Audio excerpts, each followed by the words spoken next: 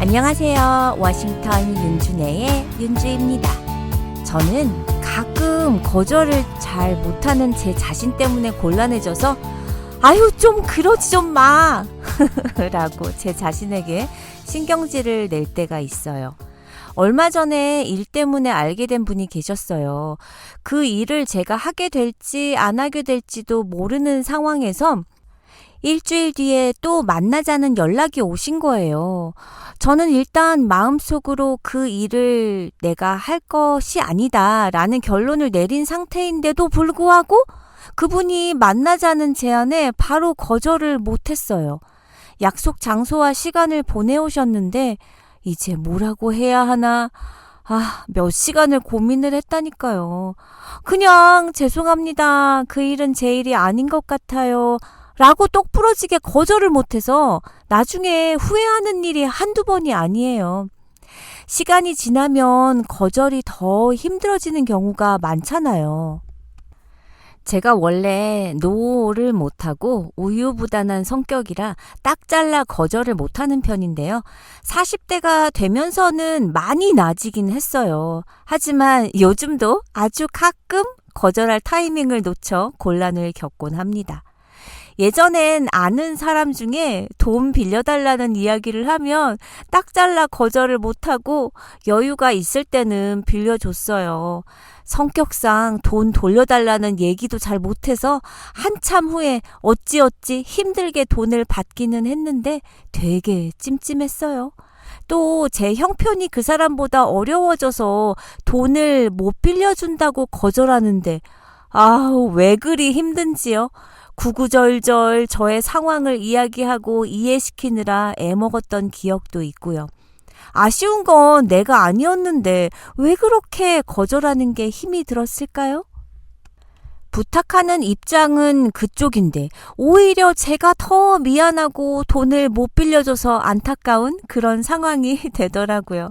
빌려준 돈을 받을 때도 빌려준 제가 쩔쩔매고 말도 못하고 물론 돈을 못 받은 적도 있었죠.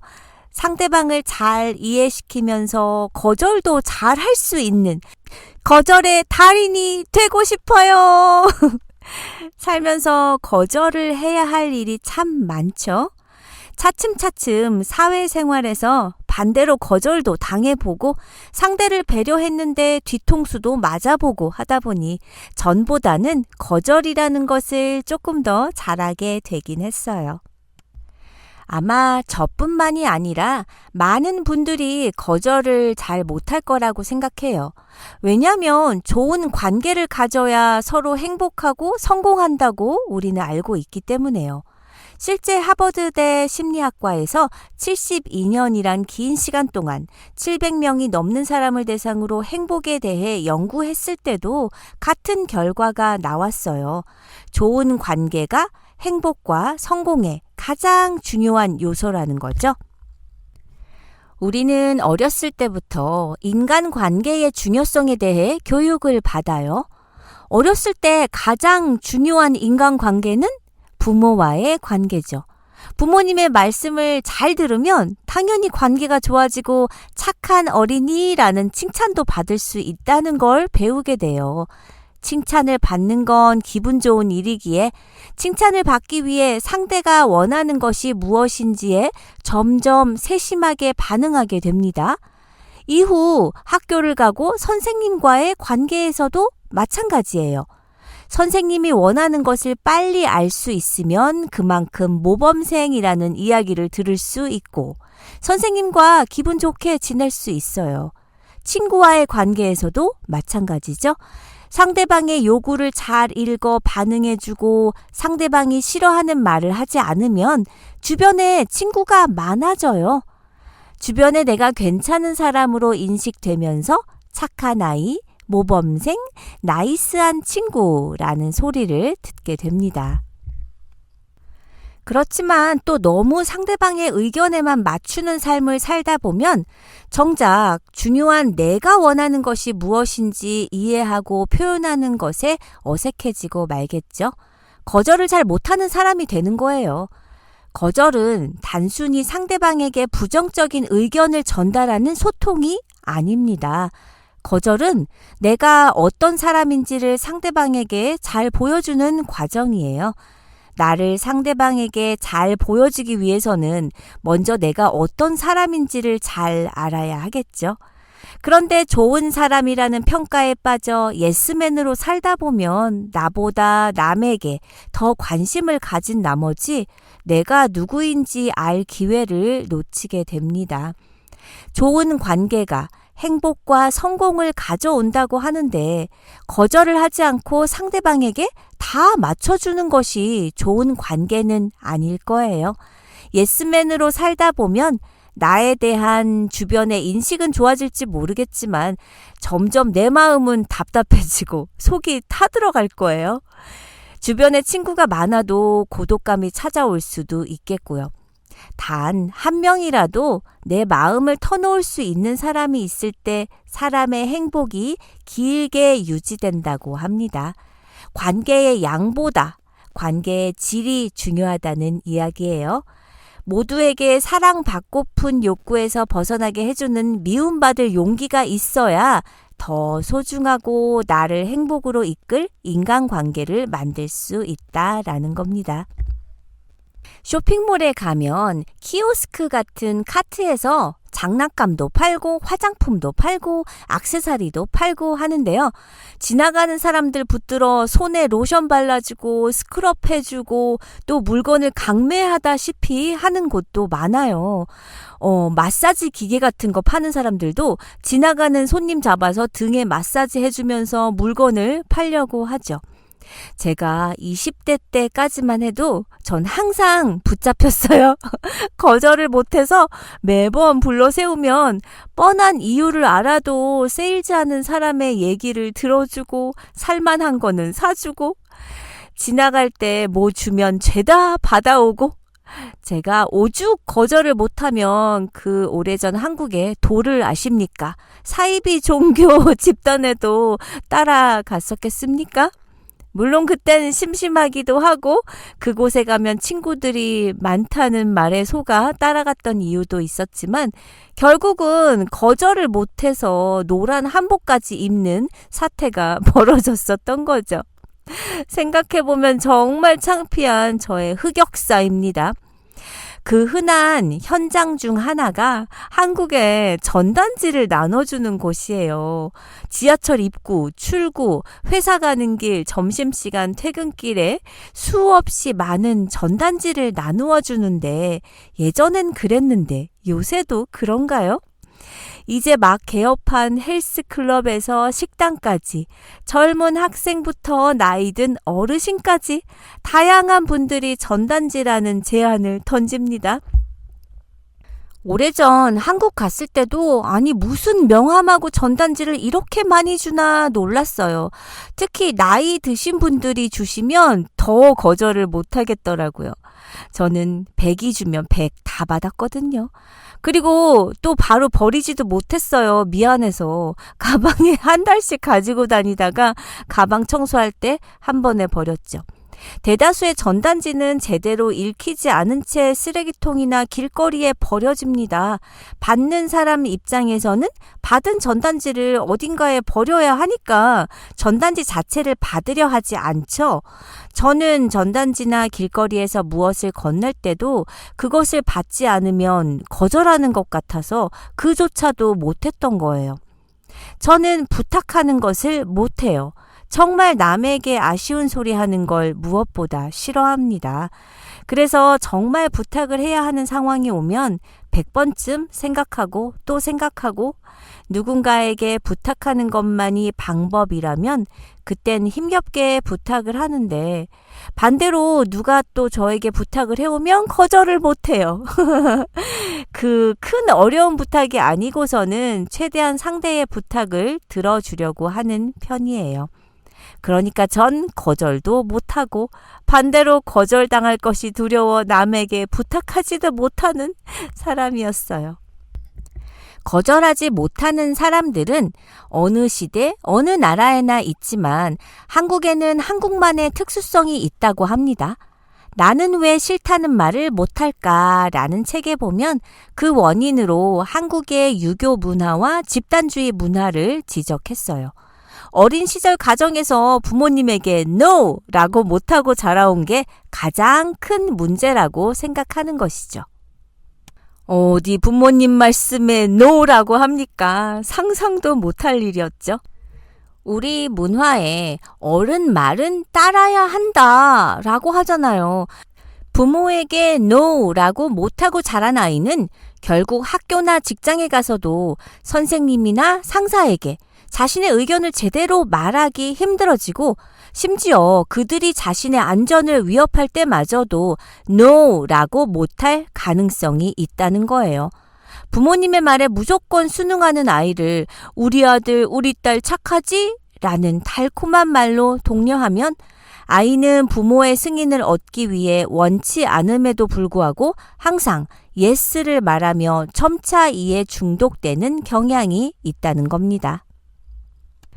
자기 자신보다 남을 기쁘게 하는데 초점을 두는 행위는 냉정하게 말해 착취나 학대를 향해 자신을 열어놓는 것일 수 있어요.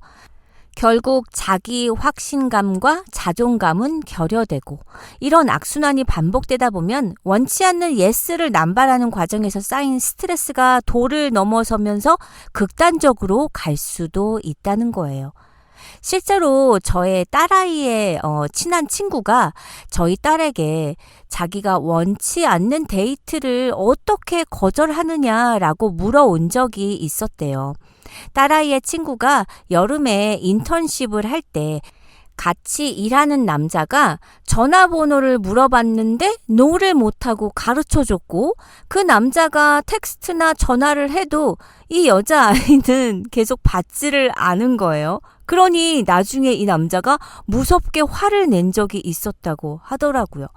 그 후 또 다른 남학생이 학교 프로젝트를 함께 진행 중에 같이 저녁을 먹게 되었는데 그다음부터 계속 전화가 오더래요. 계속 만나자고 텍스트, 전화 온다는데 어떻게 좋게 거절을 해야 할지 모르겠다고 저희 딸에게 물어본 거죠. 저희 딸은 그냥 싫다고 해. 왜 말을 못해? 하면서 굉장히 단순하게 싫다는 의사를 밝히는 애예요. 헌데 딸아이의 친구 얘기를 들어보면 딱 저 어릴 때와 똑같은 거 있죠.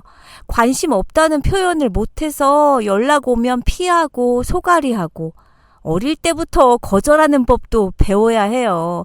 피하는 건 정말 좋은 방법이 아니죠. 또한 전화번호를 가르쳐 준 건 이미 나도 관심이 있다, 데이트하려는 의사가 있다 라고 표현을 하는 것일 수 있어요. 상대는 그렇게 알아듣는 거죠. 첫 번째 거절을 못해 번호를 줌으로써 두 번째, 세 번째 점점 더 어려워지는 걸 저는 나중에 깨달았었죠.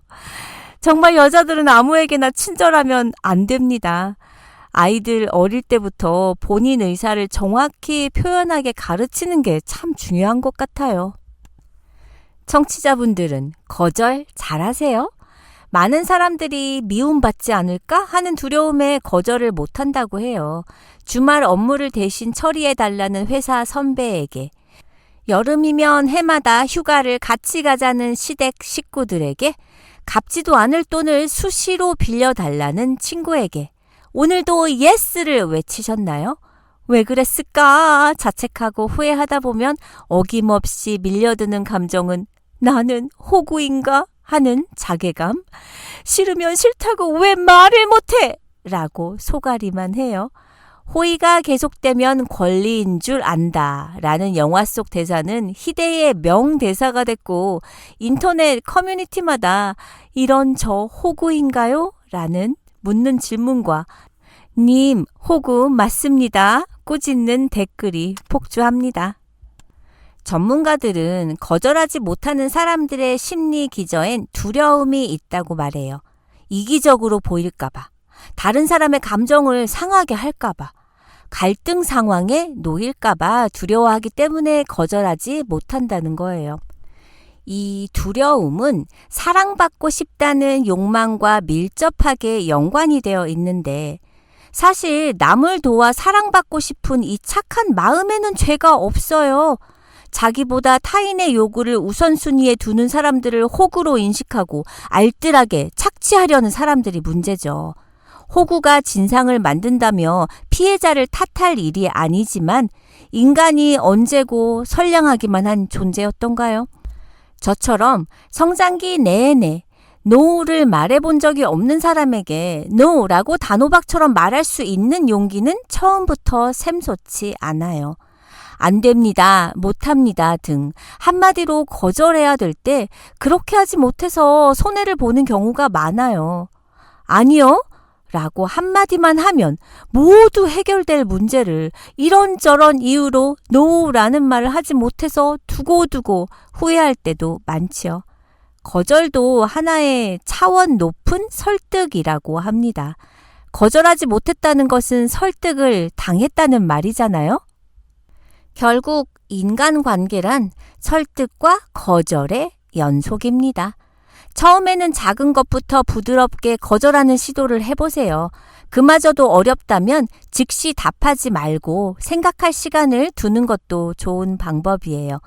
거절해야 할 때와 거절하지 말아야 할 때를 구분하기 위해 자신에게 다음과 같은 질문을 던져보는 것도 좋아요. 지금 이 일을 위한 시간, 에너지, 재정이 충분한가? 내가 진심으로 이 일을 하고 싶어 하나? 내 가치관과 이 일이 일치하나? 내가 거절하는 것이 두려워서 부탁을 들어주는 것인가? 이와 같은 질문을 스스로 한 후 대답이 아니요라면 정중하게 거절하는 방법에 대해서 고민하는 것이 좋겠죠. 그럼 어떻게 거절하는 것이 앙금을 남기지 않고 기분 좋게 거절할 수 있는 것일까요? 첫째, 자신의 원칙을 정확히 알려주세요. 사람마다 입장이 다르다는 것을 상대방에게 알려줄 필요가 있죠. 상대방의 얘기를 진실되게 들었다는 것을 충분히 공감시키고 거절할 수밖에 없는 자신의 입장과 원칙을 명확하게 설명한 다음 이해를 구하는 태도를 취하세요. 두 번째, 거절의 의사표시는 단호하게 하세요. 우물쭈물한다거나 중도적인 표현은 오히려 상대에게 상처를 줄 수 있어요.